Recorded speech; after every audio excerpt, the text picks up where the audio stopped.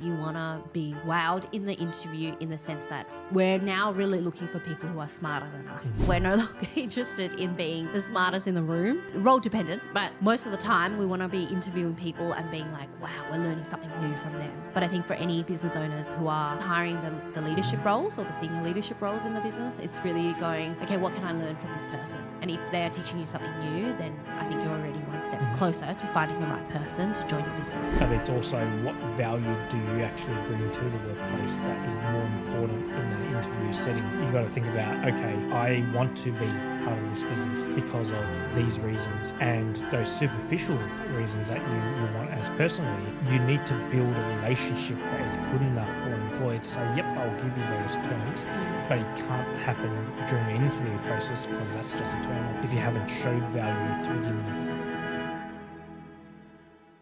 Hey everyone, it's Julia. And Victor, and we're multi-award winning entrepreneurs. We own a portfolio of businesses and we also have 2 kids under 3.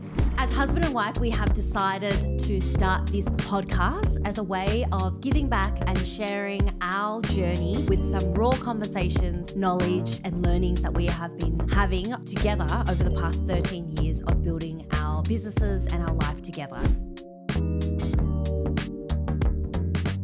Hey everyone, it's Vic and Jules. We are so excited to be back here with another episode, and this time we're here to unpack our hiring nightmares. With over 13 years in business together, multiple companies now, we have certainly seen it all when it comes to hiring, firing, people leaving the company, and we've got lots and lots and lots of learnings. So today we're keen to share some highlights, some key learnings and rules that we have set for ourselves since our own incidences to make sure that we stay on track when it comes to team management or people management, because really that's what it really is, isn't it? It's not just about the hiring and firing, but it's actually about people management, wouldn't you say? Yeah, so I mean, it's really important to go through all the learnings and key tips on this episode, because if we can help the business owners, that can help eliminate some of these mistakes that we made earlier on. It cost us big time. Some of these mistakes have cost us big time. So we really wanted to share some of these so that it can be a good takeaway. Definitely. And also for people that's looking for a job also is to make sure that what you're walking into is also the best fit for what you want, and to make sure that it goes both ways as well. So it's not just, the one way, it's both ways, making sure that we discuss those topics. Yeah.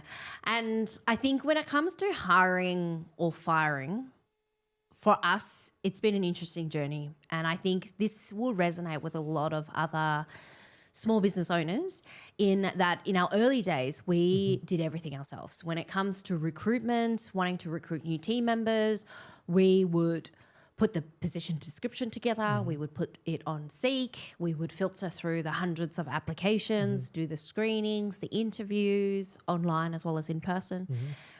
Contractual side of things ourselves, and then onboarding and induction.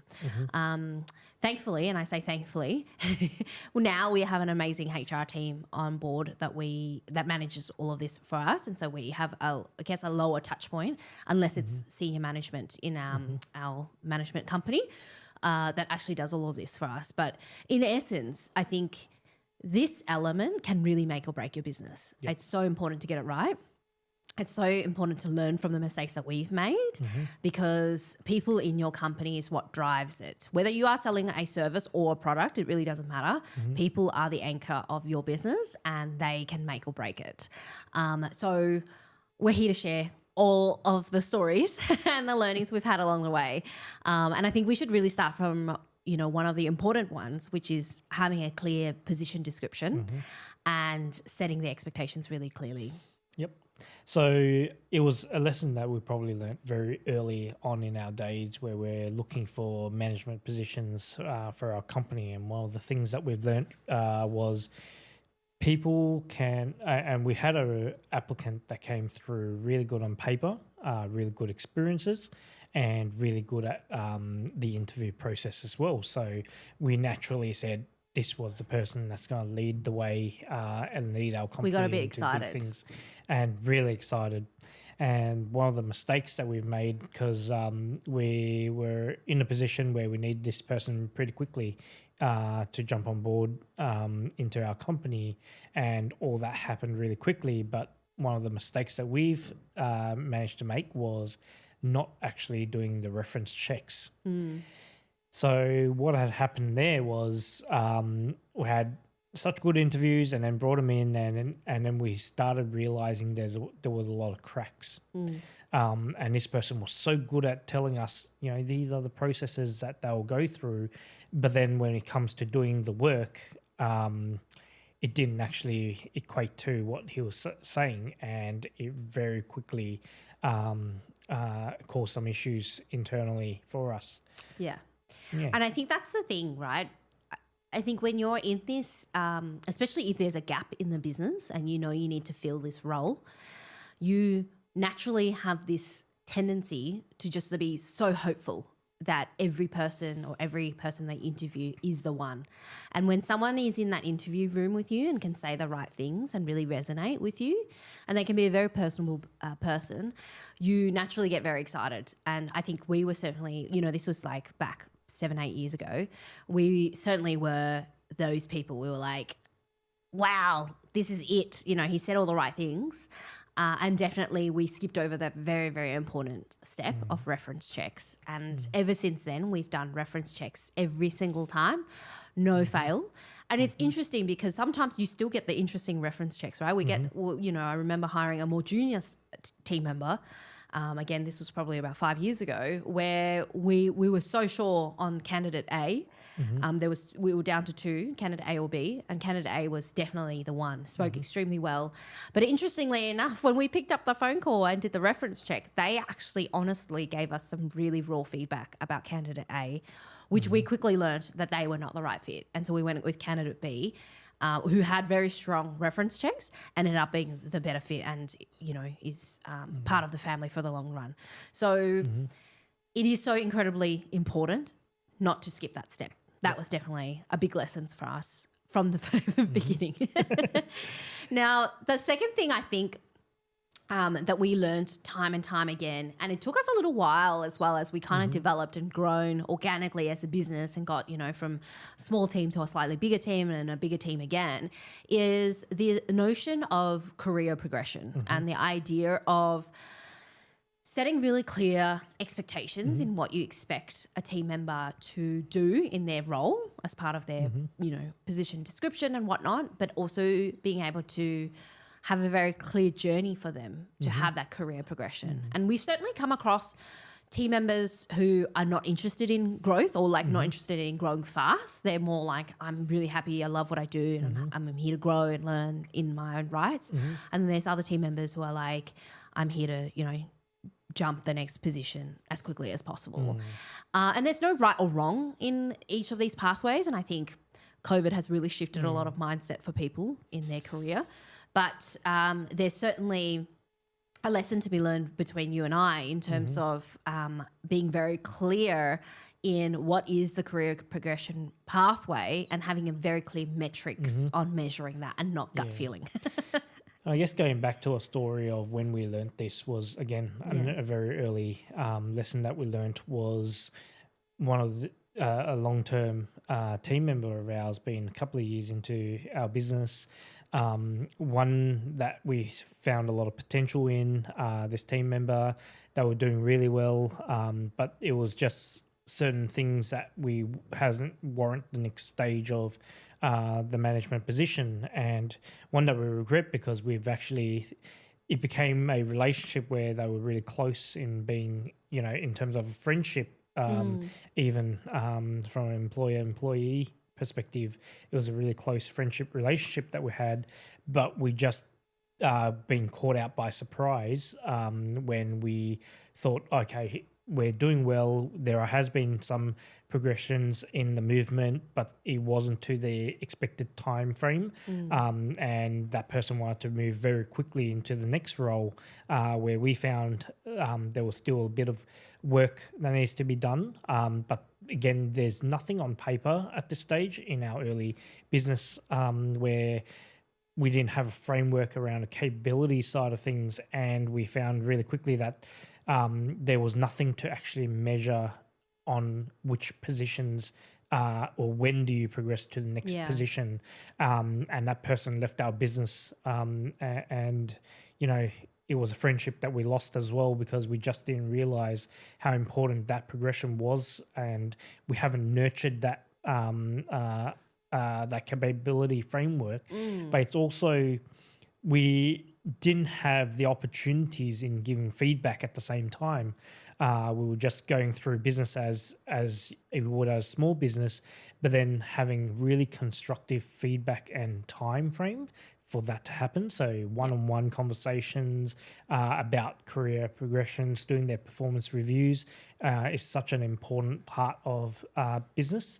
So to make sure that we don't skip out on those steps, because people do want to move or not move, at least you understand these things. Yeah. And I think giving feedback is an interesting one, right? Because I'm a people person and I sometimes really struggle in giving feedback. And I think there's a really great book around this as well. But people are actually, you'd be surprised at the fact that people really actually want to hear the truth and want to know what they're doing well at and what areas they could improve on. So as any leader, I think it's so incredibly important to practice giving feedback and making sure that you're not turning it into a personal attack or, you know, softening the blow because of your relationship, but just being really candid about what went well, what didn't go well, and where are the gaps and how can they improve on it. Our big thing now, you know, between you and I, you know, again, we don't handle all of the recruitment in our companies anymore. We really just focus on the leadership roles. But in those leadership roles, it's really about focusing on setting them up for success. And in that process, we always talk about how do we give feedback and how quickly you should be giving feedback as well. Don't bank it up into the quarterly reviews or the, you know, annual review and whatever. It's like if an incident occurred, and there's a lesson to be learned and a thing to be called out is you do it quickly, you do it candidly, and you do it with, you know, that sense of authority, but also that sense of humour, humanly in that process as well, making sure that, you know, you are sharing it and you listening to their feedback and hearing what they have to say about it. And so that you know that you've given them the best chance to improve and grow. Because otherwise, if you're bottling it up and you're waiting for the quarterly review or whatever, it's already way too long. It's another 3 months, 6 months before someone actually realised that, hey, I could be working on something. And the big thing for us in growing a team that we have is that people are hungry for feedback. They want to learn, they want to grow, they want to improve, and they want to do better at their job. And we need to set that structure up. So it definitely, you know, that friendship that was lost in our early days of business is something that I think you and I will always remember and always learn from.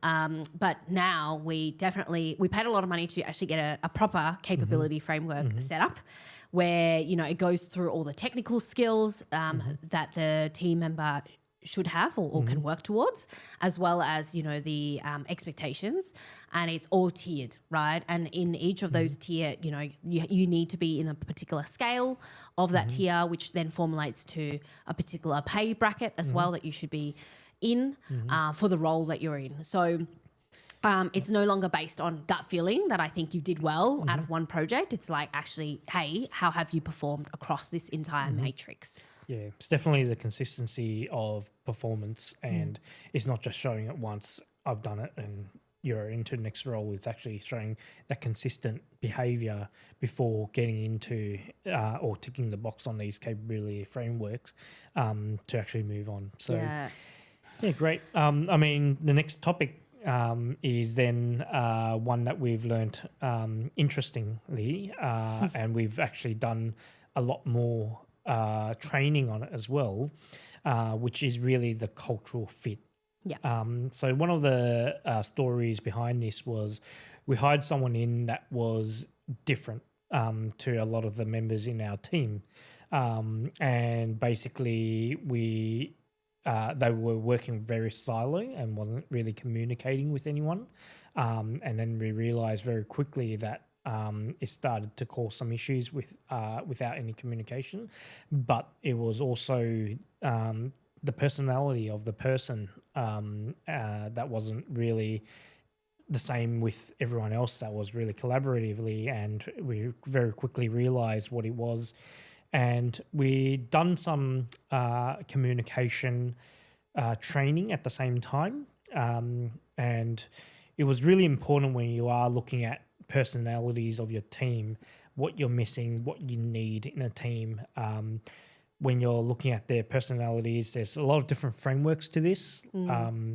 For example, the process communication model, which or the DISC profile. we use, or the DISC profile, which measures 4 particular behaviours that people can sit on. And we want to really break it down with the PCM, which is what it's called. It breaks down to 8 different type of personality types, which then gives you a little bit more in terms of how to work with these people a little bit more. But we found out that it was really quickly that someone wasn't really gelling with the team, and then it started causing a lot of issues with the team. So we do believe having a cultural fit is really important, but it also leans on to the very clear vision and mission statement, which if you want to talk a little bit towards. Yeah, I think it's absolutely vital, more so nowadays than back then, because I think it's a real driver as to why people would apply for a job at your company, is to have really clear vision and mission. And in fact, more to that is really the values, like what is the driving factor? Why do you exist as a business? Why do you work with certain clients or certain projects or sell certain products? And for us, it's always been, and, you know, we've said it in multiple episodes in our podcast already, is it's really, you know, deep down, and we stripped all the buzzwords around, it's really about building better communities. And the value of collaboration, community, innovation, all of that is really important to us as human beings, like both you and I in life, which then obviously naturally translate into business. But more importantly, as people working within the business, they have to feel the same drive as well. They have to be motivated in the same way and the same thinking. And so that culture fit really has to align with the vision and mission of it, and therefore you being able to have the right team members in that. Because the minute that you have someone that doesn't align with the greater vision, it becomes very obvious, and it becomes very fragmented, and naturally won't gel well with the majority of the team members. And when team members don't gel well together, means the output of their work isn't great. And that in particular example, I know exactly who you were talking about because I remember very distinctively as well, is this person. There's nothing wrong with that person individually. They were capable in what they were doing, but they were just simply not the right fit within our team. The way that we like to do things, which is collaboration. You know, we like to come together, ideate. We're really team player. You know, if someone needs help, no matter if you're a senior manager or a junior, you jump in and help. You and I, we you get our hands dirty. And unfortunately for them, they have a tendency to work silo on their own, you know, very much like autonomy, very quiet, don't like to, you know, chit chat and that kind of thing. And our team, being in events, were very loud and boisterous in that way. And clearly it was just like polar opposites. And you know, at the end of the day, in that particular scenario, we parted ways, which you could feel the energy in the room just like lifted. You know, the team felt a lot more comfortable. They saw the exit as a thing that made sense as well. It wasn't a surprise to them. They knew that it wasn't the right fit, and you know they're having a good time, because at the end of the day, I think as any leaders in any business, your role is to create a safe environment for people to work in, and the right culture for people to really thrive in.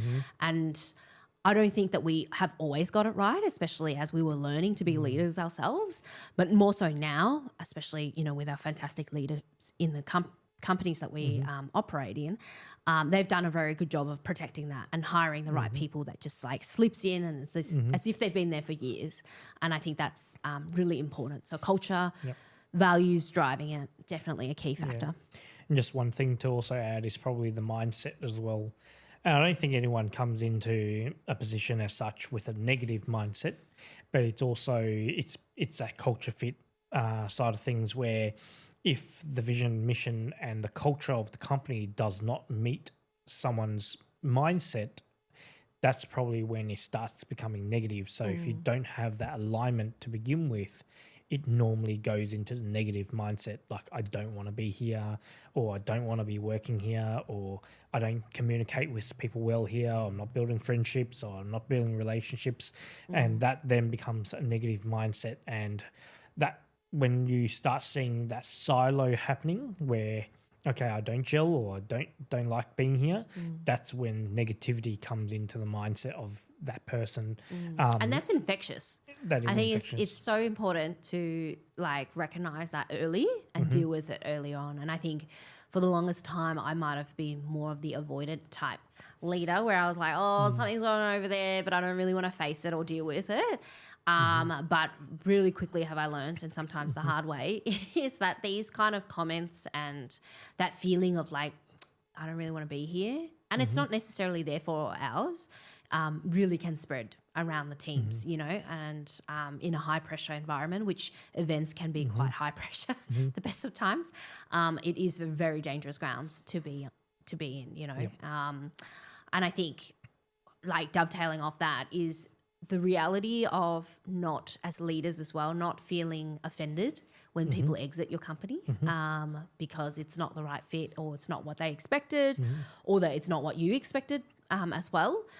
Because the reality is, and I think you deal with this better than I do, certainly, is that you've always said to me, people come and go, and that's just the nature of business. It took me a long time to kind of, I guess, appreciate that. But it's so true, right? Like in any business, there's no way of, unless you're the owner, and sometimes you take a step out of it too, but people do come and go into your business, and it's a very normal thing. And when they do exit, like take the feedback, take what you can learn from that experience, take the value that they brought to the table, and learn from it, but don't be offended by the fact that they want to move on and exit, because that's just part of the cycle of business and a part of the cycle of life.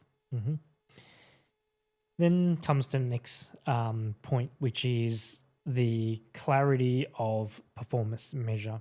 So one of the things that we've learnt along the way was, how do we actually get data, and how do we actually get time measurements on tasks that needs to be performed? So, and this goes back to, there's multiple things with it, which is like, how do we charge for time, and how do we quote for time? And then also, how do you measure staff performance in terms of efficiencies, their performance, their task quality, and also their communication levels, and how do they report these tasks back to the management level and to the clients. So one of these things that we had to learn really early is, how do we build systems in place to actually capture time?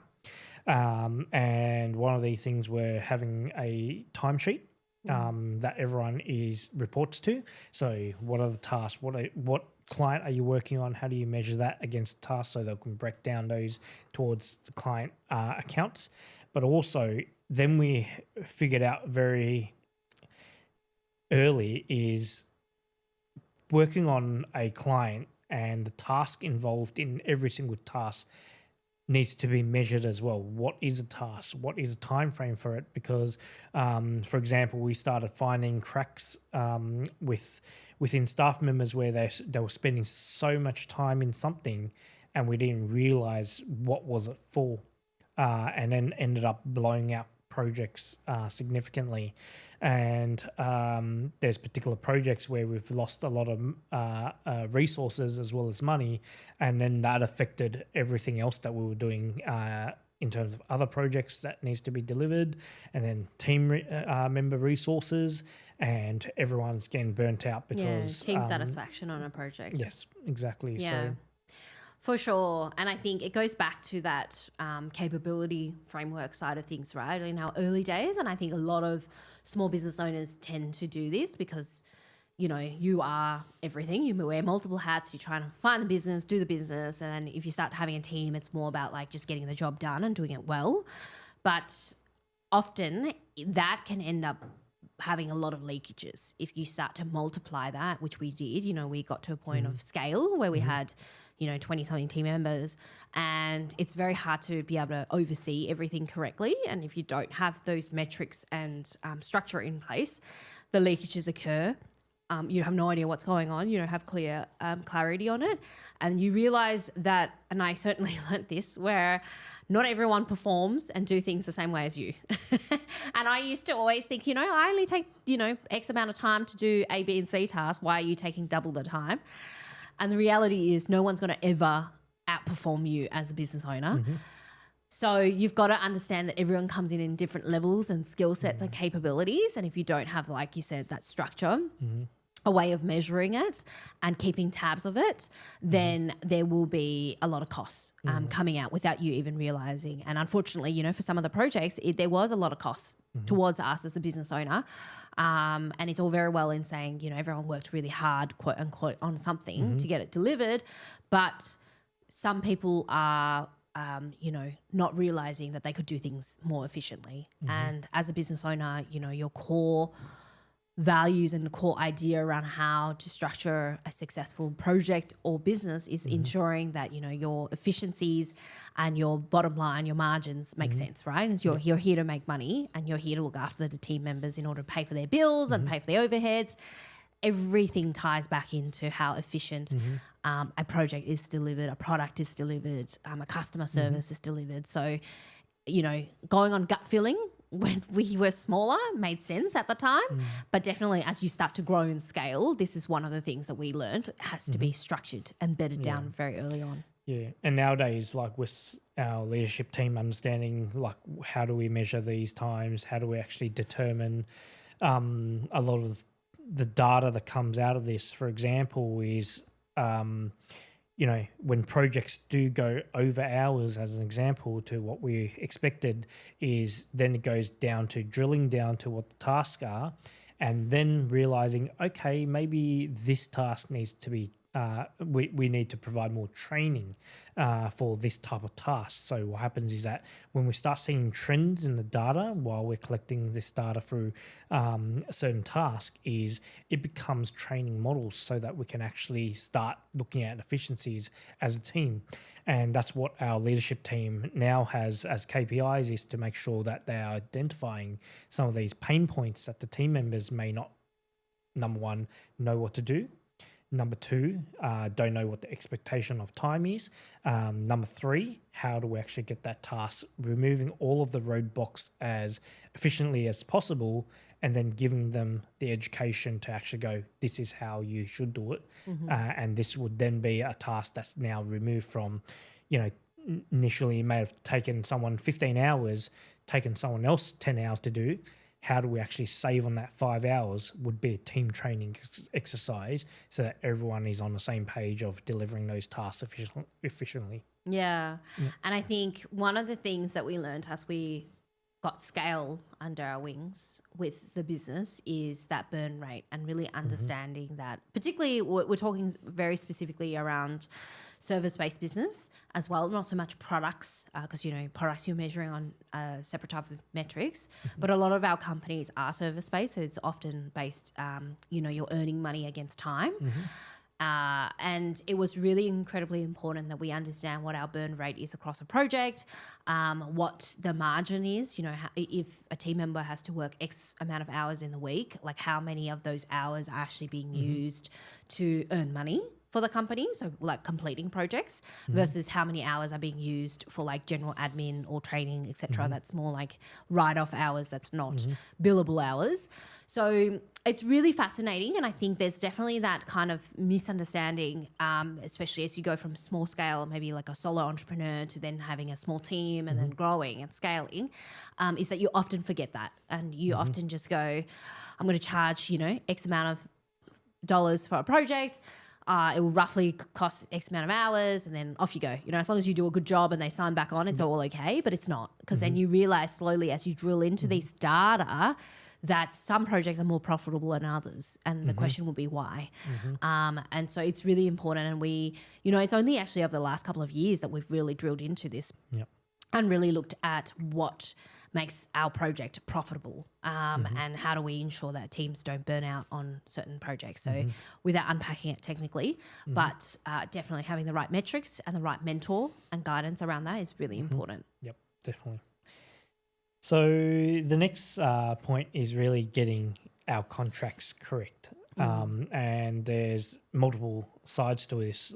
So having a really concise employment contract is such an important thing, because all of your terms and conditions and things that may change as well. So it goes hand in hand with something that we call a playbook as well, which is a company playbook where things can change and all the policies can change over time. But when you're signing on an employee to an employee contracts, they need to be very, very clear for the employee so that there's no surprises either. There is definitely rules of engagement so that they can understand what they cannot break. And as soon as they break something in this contract, is that it's number one, whether it's a offence or whether it's a dismissible scenario, it's immediately called out. And there's I guess there are more complications to what it is if some of these rules are broken. And then there are things such as your company playbook, which has all of the rules of engagement, things that can change. How do we deal with clienteles, and what type of things internally that you want to talk about in a playbook that's separate. Yeah, and it's about protecting your IP as well. I think as any business owner, you came up with the idea, you've worked on it, you brought whatever product services to life, and it's that in itself, a lot of the times people don't think of it, but it is your IP. Every piece of document that you create, every process that you developed, every rule and system that you put in place is all formulated as part of your company IP. And it's so incredibly important when it comes to having the right team members on board. Obviously, the hiring process is important, but again, that contractual side of things is critical, because that's the black and white, side of things. And often, again, in our early days, it was all about like finding the right people, and, they become part of your family and you have them over for Christmas and all this kind of stuff. And it's all well and truly beautiful.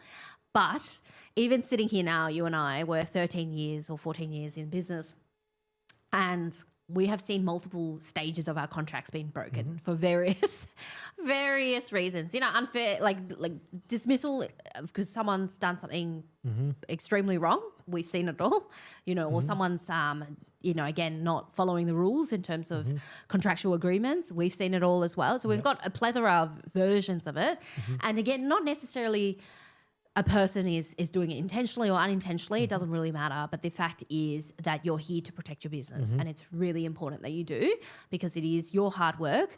But more importantly, it's protecting your IP, but also protecting the other team members that's in your company as well, right? Because if one person does something wrong and your contract doesn't look after you in that way, then potentially things could fall apart. And it actually means not just your salary, but everyone else's as well. Yeah. So we've had to definitely learn to tighten that up along the process. And we've learned that although ChatGPT and the internet offers a lot of contracts and things that you can copy paste, and you might have experienced a contract before that you thought, oh, this makes sense, I'll just copy it across. But the best course of action is always to seek advice and get it from professionals, and get them to look over your contracts properly and your agreement properly, and give you the right advice just to make sure you cover all bases, especially with the recent changes around the award rates and everything like that. All of those things are really important. Yep. I guess you're absolutely right when we're looking at protecting the team as well, because when we're as we've been employees before as well, is like everything that we think about is what's me a lot of times. But now we're starting to teach people is like, what is actually the team? If you've done something wrong, what effects do you actually have on other team members that you love collaborating with, or what happens to the business that you may want to think about? So it's really important that responsibilities on each individual in the business are thinking about what happens as, if they were to do something wrong that goes against a contract, and there's terms and conditions that are there for a reason. And that is really to protect, number one, the business, and protect the people that's working in the business as well. Yeah. Because some of these contracts that are broken can affect a business significantly, which causes a lot of issues, losses, and staff effects as well. Yeah. Now, I guess before we round it out, I think it's worth touching on the flip side of this. So, we've been talking a lot about the lens of us hiring team members and building the right team culture, having the right leaderships, having the right pathway for the team members to see where they can grow, and then, of course, the contractual side of it. But if someone was wanting to actually apply for a job, again, we have to say it with the caveat that we don't actually go through a lot of the recruitments these days, but there are some things that I think it's worth touching on if you are wanting to apply for a job, service-based anyway, is I have to bring up ChatGPT. It's so easy to write a cover letter now with a ChatGPT. It's so easy to write a CV with ChatGPT. But also there's a lot of hints and giveaways that is AI written. And at the end of the day, I think any time you really want a job and you really want to put your best foot forward is you can use AI to create the foundation of whatever your application is, but you have to humanize it and you have to put your authentic self in it, and be creative with how you present yourself. When it was back in the days when you and I were looking through Seek applications, right, we used to get easily 150 or so or more on a job, and we would spend, how long do you think each application? Probably 5 seconds. Yeah. To make a judgment if we wanted to continue reading it or not. Exactly. And a lot of this is actually, so it's not actually the content itself, it's how you're actually laying out your content. So if I see straight away that things are not aligned, doesn't attract me, American spelling, like some of these things can immediately put an employer off, and you lose that opportunity basically no matter how good the content is within it. If it doesn't look good, it doesn't attract. Yeah, definitely. Literally 5-10 seconds each applicant would say yes, no, yes, no, yes, no. And then you would go through and, relook at it.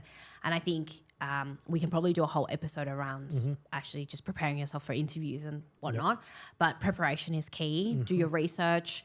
It used to be that people would look up your Facebook and Instagram and social media to make a judgment of you. And on the flip side, as employers, we certainly do. We do search you up.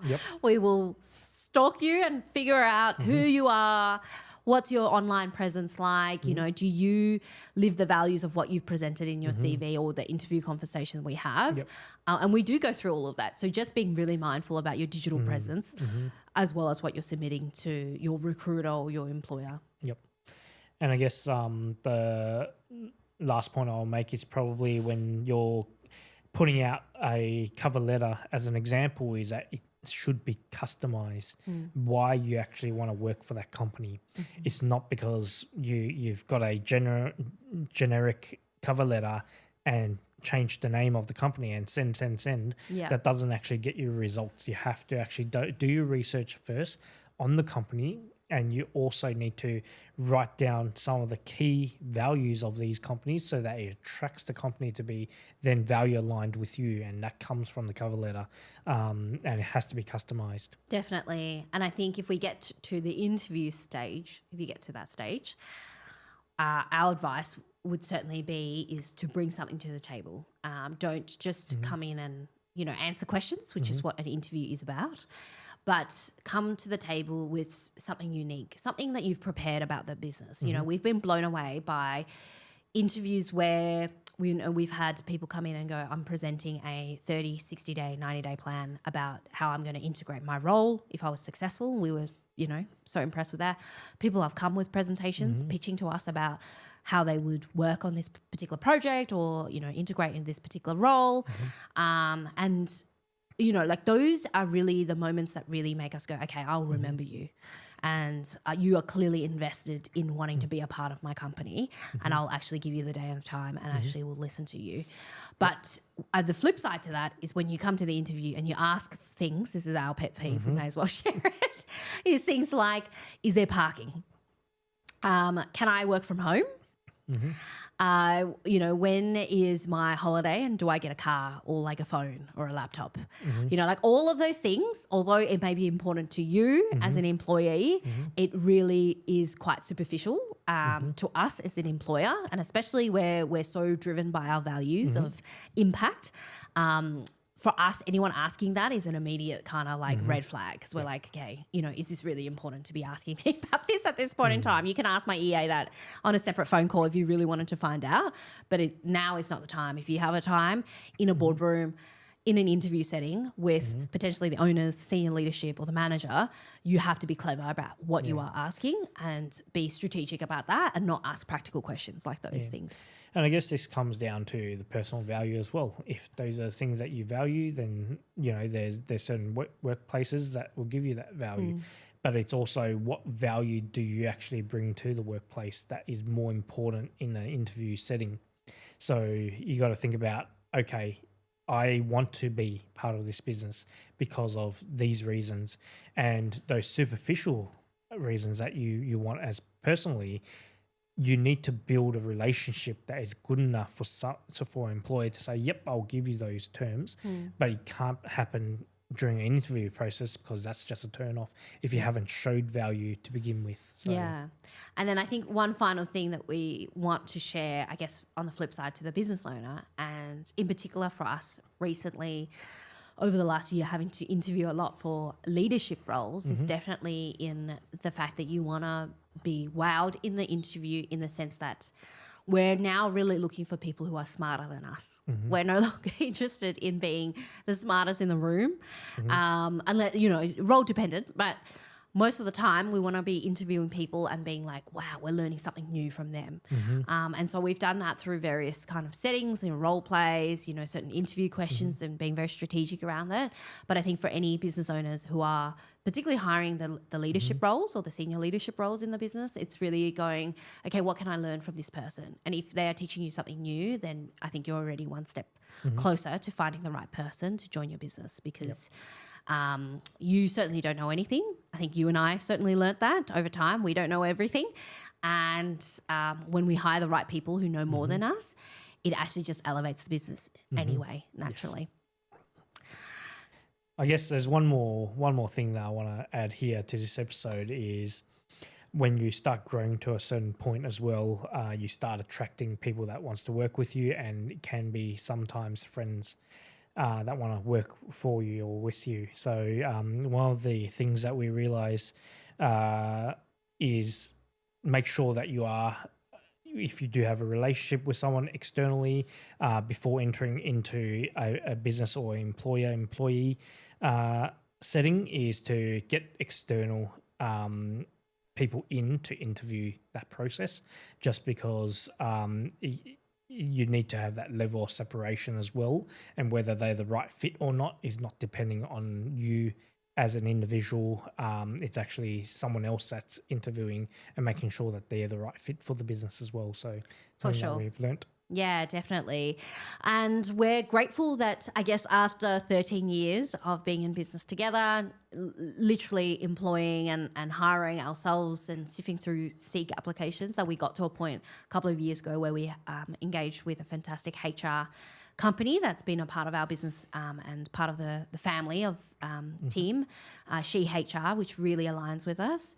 Shannon and the team does a fantastic job in helping us recruit some of the roles, and then we also use an external recruitment agency as well. But she also then helps do the policy writing and is our sounding board when it comes to HR matters. So my recommendation is definitely, when you get to a point where you think, okay, I need some extra resources and help, is to seek that HR person, because they will become integral to you being able to find the right people and actually deal with all the HR matters that can come up and will come up in any business. You will have HR issues, and having a great HR team with you is so incredibly important. I guess the HR team is also across the policy changes that happens in the market all the time. So, changes to award rates, changes to industry rates, changes to rules and regulations from government. You will need that support to guide you the right way. That business owners may just be too busy in operating a business, but not aware that some of these changes can affect their business either. And it can go down to things such as fair work and making sure that your policies align very closely. And it can be things such as leave policies and payments and how that all works, superannuation. Those are really important for onboarding HR. Yes.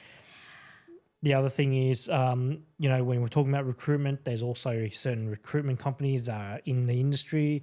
They're normally really good to work with.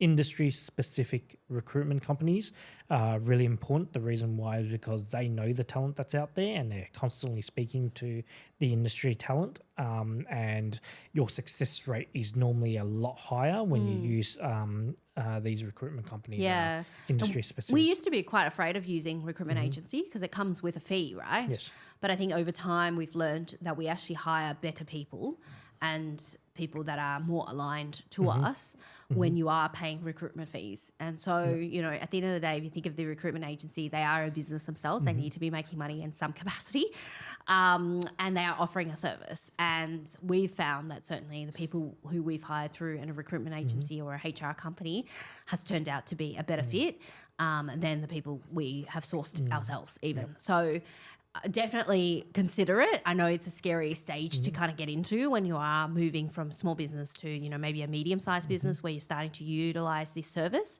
but it is worth every penny in getting the right people on board. Yeah, and the last recommendation is the legal representation as well. So with these contracts, whether it's employment contracts, whether it's contracts for your service agreements, is to get a legal rep on board to make sure that they comb through all of the risk involved in any contract. Even when we're talking about your liabilities and risk, these legal reps are really good in pointing out some of these things and making sure that your document is very clear in terms of what you need in these contracts. Yeah, well, I think that's it, really. For us, the past 13 years, all we can share is, all the hot tips that we have over this episode today. But know that, hiring nightmares and all of those aspects is part of growing a business, and there's no way of avoiding it, regardless of how small you are to how big you are. All of these things do happen, and we've certainly seen it and been through it all, but it's all part of the journey of building your business. So be okay with that. Hopefully you've taken away some good tips and learnings for today. If you like the episode, please be sure to share it, follow us, subscribe to the channel, and we can't wait to be back with another episode soon. Thanks.